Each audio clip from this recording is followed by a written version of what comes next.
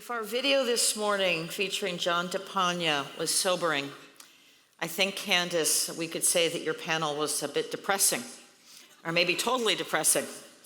And Jose, thank you for reminding us of the importance of education and how much we need to do to improve. Many of the challenges also raised by this panel echo what Ampere founder and CEO Renée James shared with us in her powerful remarks at last year's summit. We're delighted to welcome Renée back this year to lead a conversation with Democratic and Republican leaders from the Oregon legislature. Representatives Bowman and Elmer and Senators Starr and Jama play pivotal roles in charting Oregon's path forward. We look forward to hearing their perspectives on the challenges before us and what actions they believe that Oregon must take to address them. Thank you, and welcome to our Renée and our elected leaders.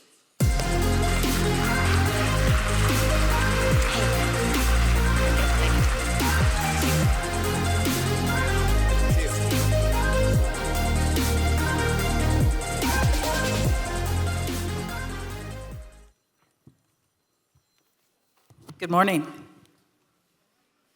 Oh, come on. You guys heard me talk last year, right? Okay, so good morning. Good morning. There we go. All right. So you know everybody who's up here because they represent you. They work for you, right? All right. So in case you don't know, Bruce Starr, Kayse Jama, Ben Bowman, and I'm having a moment. Lucetta. Lucetta. I always am afraid I'm going to say it wrong, Elmer. Thank you for joining me, and thank you for being together. So the first thing I want to talk about, we're not going to have a normal panel. I had a lot of questions prepared by my team, for which I'd like to thank them, but those of you that know me know that I'd rather we have a real conversation about what's going on in our state. So first I want to start with the first principle. Leadership is a team sport. This is our team, okay? So if these four people don't work together, we're not gonna get some really important things done.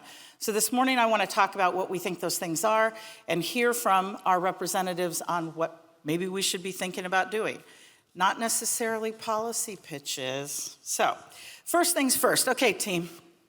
Our budget has doubled in the last 10 years and our results, not so good. Okay, so if you worked for me, I would say we are on corrective action. And corrective action means we need an improvement plan. Okay, all the Intel people, I know you are, right? At Intel, that was you had to do all these things to get better. But I think that's what we are all, you guys left real jobs to be public servants. That is a really hard, thankless task. So first of all, I want to thank you. Thank you for caring enough about Oregon to take public service jobs. But secondly, I think everybody wakes up every day and they don't say, hey, you know what I want to do today? I want to do a bad job. They want to do a good job and they want to serve. And so in the spirit of that, we need to talk about some things that aren't going so well for us. Our results do not match our spending.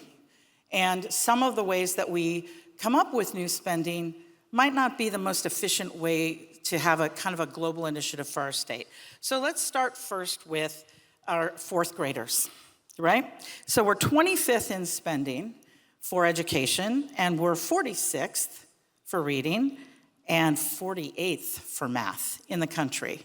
So when you think about that, I'm gonna let you guys tell me what you think about that and what we could be doing differently.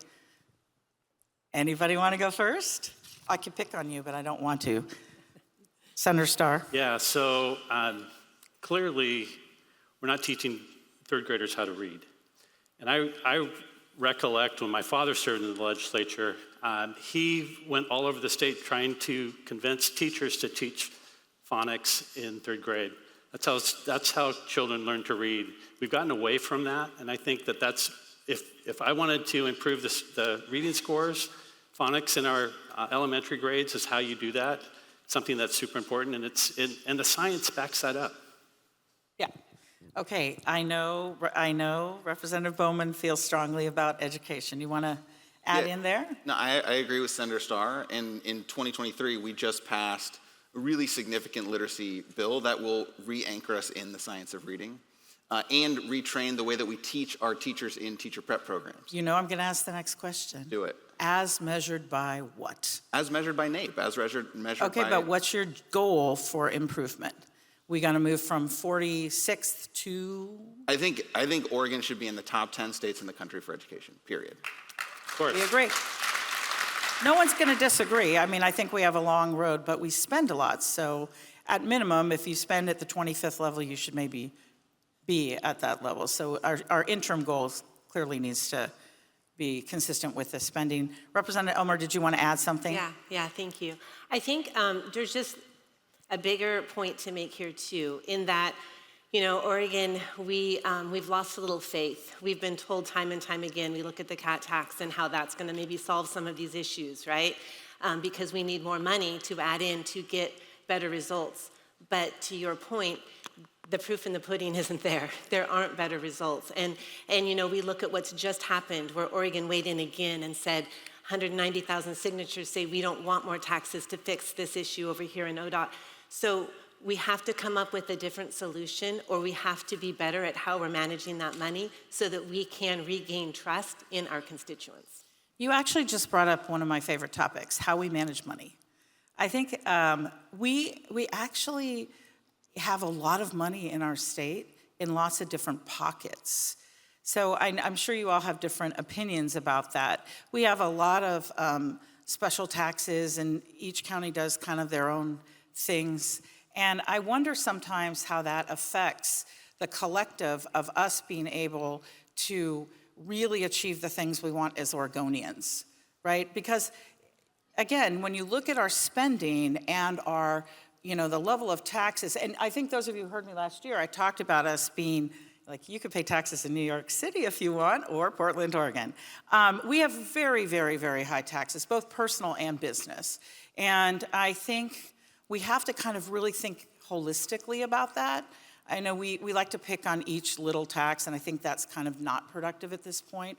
I think as a state, we need to say, we are a state that feels this way about certain services, et cetera, and how can we best serve our constituents given all the money that we've collected from them, and irrespective of where it's at, because it just feels very chopped up right now. But I want to hear from you guys on that. Well, there's no question that Oregon is a high tax, high regulation state. There's no doubt about that. If we want to grow jobs and grow an economy, we need to reduce taxes. We need to make it so that businesses can grow and thrive and prosper here rather than flee our state. If my colleagues on the other side of the aisle are interested in reducing taxes and cutting regulations, they're going to find partners on the Republican side of the aisle. There's no doubt about that. All right, what do you say? Representative Bowman's leaning forward. I'm coming to you, Senator Jama, so get ready. I heard the previous panel. I completely agree that high taxes are a reason why some people are leaving, particularly the poor. A lot of people, really. I completely agree with that. A lot. I think what is really important is that we have a government that can actually deliver results. And I think that is what we're missing right now. 2 years ago at the summit, I asked people if they'd read Recoding America by Jen Pahlka. Like 7 people raised their hands. But the point of that book and what Jen Pahlka says is we are facing a crisis of state capacity that underpins all of our other crises. I completely believe that. Capacity or governance? State capacity. So the ability of the government to get things done. Now, this is not super sexy. This is about procurement. This is about hiring. This is about permitting timelines. This is about the rulemaking process. We need to streamline all of that, not so that we're saying yes to everybody, but so that we can actually achieve our own stated goals as a government. My non-political normal person speak would be, we are just making it way too hard. Yes, that's right. And it's in our control to change it. That's 100% right? correct. What do you think about that, Senator Jama? I think, first of all, let me go back to the education issue first. The reality is that I'm a father of 2 sons who are attending David Douglas high schools. And I actually met the education folks and talked to them about the challenge that schools are facing. One is that definitely we need to have accountability. But more importantly, also, our class sizes are really huge. So no one in the education system that believes that funding level that we're providing are appropriate. I think we have to really focus about accountability and funding mechanism. Those are two elements that for me it's important to me. And the Senate Bill 141 that we passed last session makes that accountability reality. Secondly, to your question about taxation, it goes same way. We have to have accountability, but more importantly also, we want to make sure that to understand the state is really in crossroads right now in terms of the tax cuts for the wealth and the challenge that we're facing around the lack of benefits from the folks on the bottom. Yeah. I mean, accountability is a really good word. Accountability. Do we think, I think accountability, when I think about that, I think about setting goals and then achieving them and measuring the output. Do you think, I don't think as a state we're super good at that right now. I think that would be an area that all four of you could say, we as a team think we should put in more accountability on irrespective of what the policy is, whether you agree with it or not, having an interim goal like on education to get to a certain level, measuring it. I feel like that's something that's missing in a lot of our areas. I totally agree with you in that, and also having metrics that we can use the accountability. What's the metrics that we're talking about, and how do we make sure that the metrics are better? Like we shouldn't be number one in tax. That's like maybe not a good accountability goal. Maybe we should try to figure that one out. There's this tension. We're four legislators, so we represent the legislative branch. And our job really is to hold the executive branch accountable, and you could set metrics for them. Well, that's our job, yeah, I know. and we try to do that through the budgetary process. And the reality is the numbers aren't very good, and it's very difficult for us to enforce legislative will on the executive branch. And if I can build on, I think in the policymaking process in the legislative branch, we often don't have outcomes tied to the decisions we're making in the policy front, and then we'll pass a bill and sort of forget about it and move on. And then the next session, it's a new set of bills. I think we need to be much better at reviewing our work as legislators and determining if the bills that we passed are actually achieving the outcomes that we wanted them to achieve, if there are unintended outcomes, if there's tweaks we need to make. We need to do better at that. See, I told you, when you put people on corrective action, they come up with the plan. That's a really good idea. You guys, the four of you could figure that out, right? I mean, you're the team. Well, Renee, I'm hearing what Bowman's saying is like my love language. So we're gonna team up and we're gonna work together. Outcomes, resolutions, you and I. Okay, let's Sod go, here because first. where have you been my whole legislative career? I was waiting for you to be leader, that's all. Okay, all right. All right, You so all heard it. we agree that the land use and permitting and a lot of the infrastructure to create and scale businesses is too hard. I think there's universal agreement on that. And it's in our control, right? So can we talk a little bit about what action planning we think we should do there? I got two ideas that I'm bringing forward in the short session. They're not gonna... No politics? No, a little bit. I'm not going to get a panel of legislators without a little politics. Okay, we'll allow this. Go ahead. So they're not going to change the world overnight, but I think they're important, and credit to OBI for their work on these proposals. One is about moving target permitting, where a company will put in a permit and then the rules will change down the line. Right. I think that's not fair, and so we need to be clear about what the standards of a permit are at the beginning. And then the second is timeline clarity, which is another consistent critique that I hear from businesses about how they have no idea how long it's going to take to get a permit approved, and what was supposed to take 6 months takes 3 years, 4 years. That shouldn't happen in our state. If the answer's no, the answer's no. I'm comfortable with that, but we should be clear about the timeline it's going to take to get an answer. Yeah, I mean, that is a huge competitiveness issue. I brought this up last year. No good deed goes unpunished here. See, now I'm back. I brought this up last year because, the speed at which people make decisions now, business decisions about where they're going to locate, where they're going to add jobs, where they're going to expand is so fast that our processes are not up to date with how people are doing business and decision making, right? So I think that's a super important point. Did you have something to add there, Senator Starr? Yeah, I don't disagree with Representative Bowman. You look at what has been put on the table in previous legislative sessions and really just rejected by the majority. And some of these things Republicans have been talking about for quite some time. So if we can come out of this conference, come out of this summit, linked arms that say, hey, we've got to address our land use process, our land use system that's 50-ish years old now. Maybe it worked in the first 20 years, but as it's rolled forward, it's not working anymore. Right. We need to create a process whereby you can have land for industrial development, commercial development, and residential development. And we don't have that process today. It's too expensive, it's too cumbersome. The ability for virtually anybody to, with a stroke of a pen and an appeal, to stop a process, that we got to figure out how we get move forward on this together so that we don't just stop development. Yeah, well, we have stopped development. That's what we're actually in right now. a problem. I know. And I don't think anyone who serves Oregon wants that to happen. So I think you guys could all agree that something's got to change, right? I think you're absolutely Go ahead, right. Senator Something Jama. has to change. And really, we have been, last 4 to 5 years that I've been in the Senate, we have done a lot of work on the housing. But the housing doesn't stand alone itself. Right. It's interconnected with the other issues, whether it's transportation, whether it's transportation, education, all of this are interconnected. So companies that want to move to Oregon, if they don't have the place to put their stuff, they won't move it. So I think making sure that we have things do differently, and make sure that we have to build more housing. That's really the ways that we can do to make sure that we are in the process of creating more housing.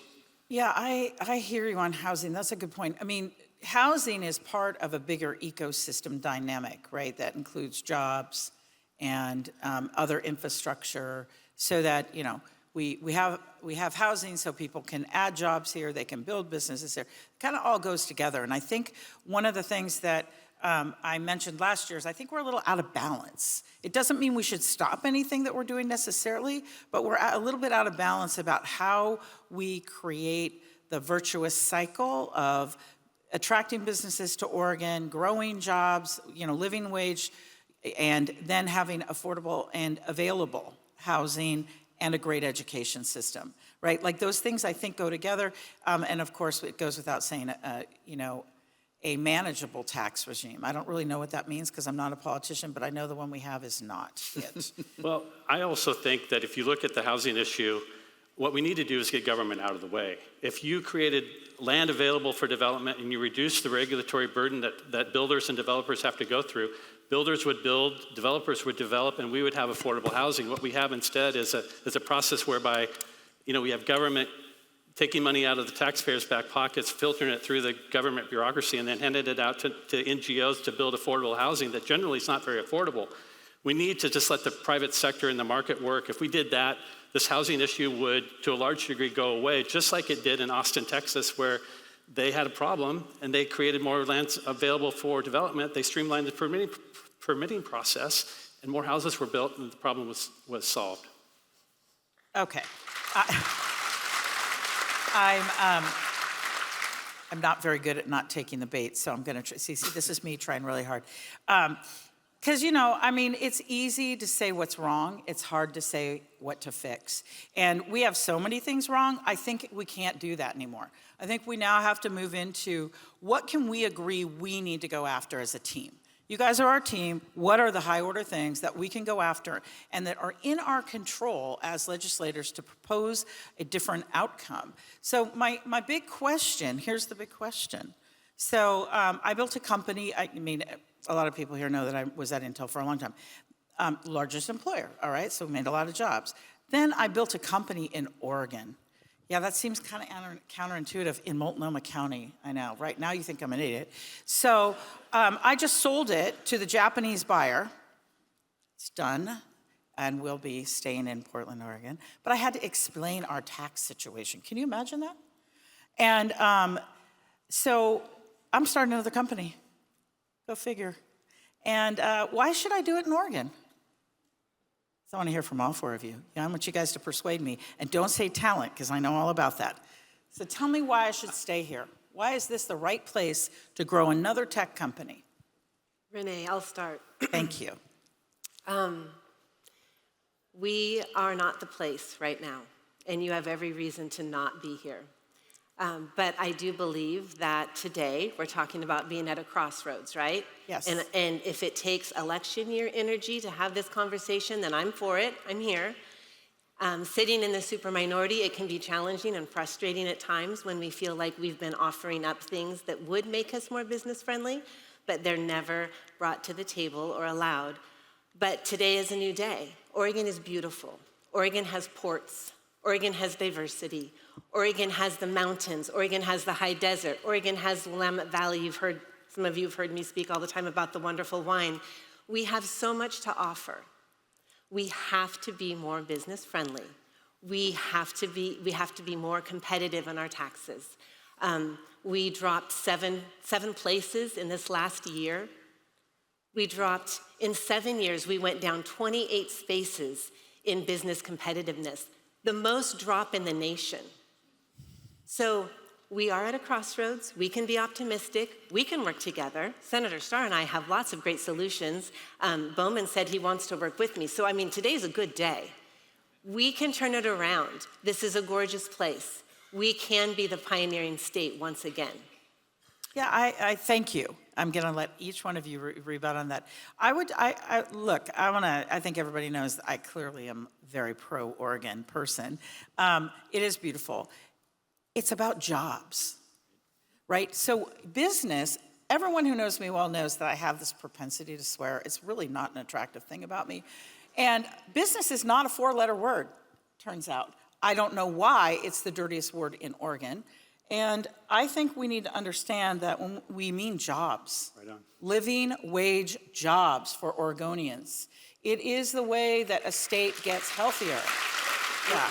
So I'm not trying to be like business versus services because I think you can do both. I know I'm super optimistic, but I think we're better than that. So I hear business, but I'm translating it to jobs.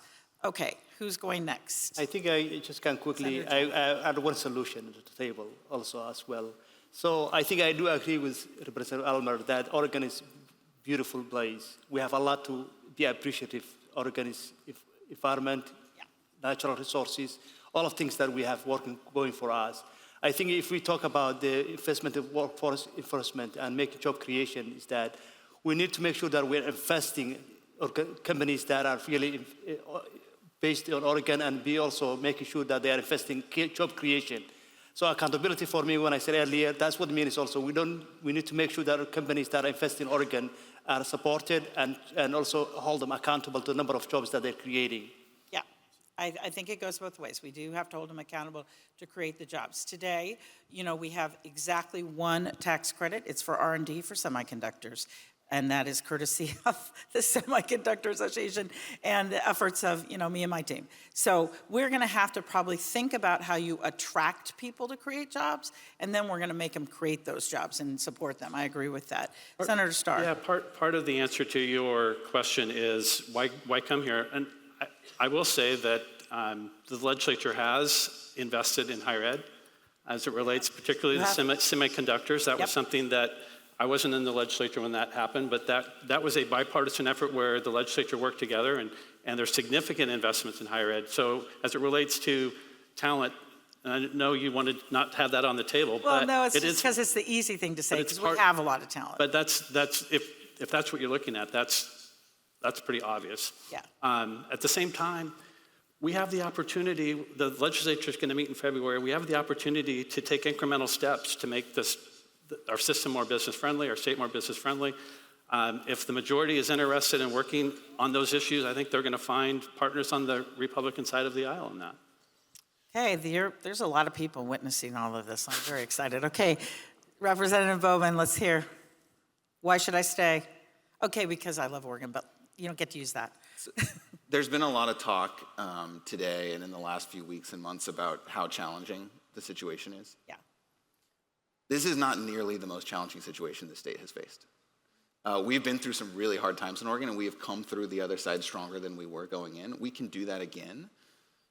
The reason why you invest in Oregon is because you believe in what Oregon can be. We're a small state. You're the chair of the governor's economic prosperity I council. didn't say I didn't think we could. I just want to hear what you guys think you're going to do. But I think the point is, like in a state like Oregon, this is a room. Anything is possible. I This agree. type of room is the room that can decide what we're going to do as a state. We need your help. And I think that's not possible in a lot of other states. That's fair. We ought not be defeatist about our future. We ought to be optimistic about the places that we can go together. And that's where I'm at. And I hope that we can work together to get there. Thank you. I like the optimism. All right. I missed the 2-minute warning. You know how I like to give a 2-minute warning like we're on a sports thing. So let's lightning round. What are the four of you committed to do together based on the things we think that we can control and they're in our control, and that we have to really do differently to get a different result? And I am optimistic there's a different result in this state. We have a lot going for us. We just need to get it together. Lightning round, let's go. Reduce the regulatory burden, the land use process, let's speed that up. Those are places I think we can work together. If we can find ways to reduce taxes that make sense so that we can grow our economy, I'm with them.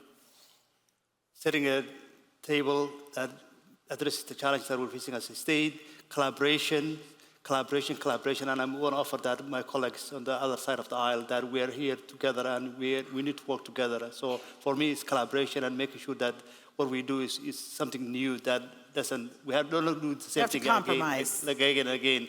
Let's just create new ways of engaging each other as decision makers. Thank you. Representative. My office has been working on the outcomes resolutions for a few months, so you'll hear an announcement from my office about that in the next few months. Representative Elmer. I know that you said you don't want to really talk about policy, but we are policy makers. You are. We certainly Fair. cannot continue to pass policy that doesn't match what we're trying to accomplish here today. Thank you. In parting, first of all, I want to thank you for doing this. This is an unusual format and could have been kind of crazy, but I leave with a sense of optimism and commitment that the four of you can work together, because I think it's going to take this team being Team Oregon. And there will require some compromises and some changes. And I think that the entire room, I think you guys would support this team going forward and trying to get some stuff done together. How about that? Thank you all.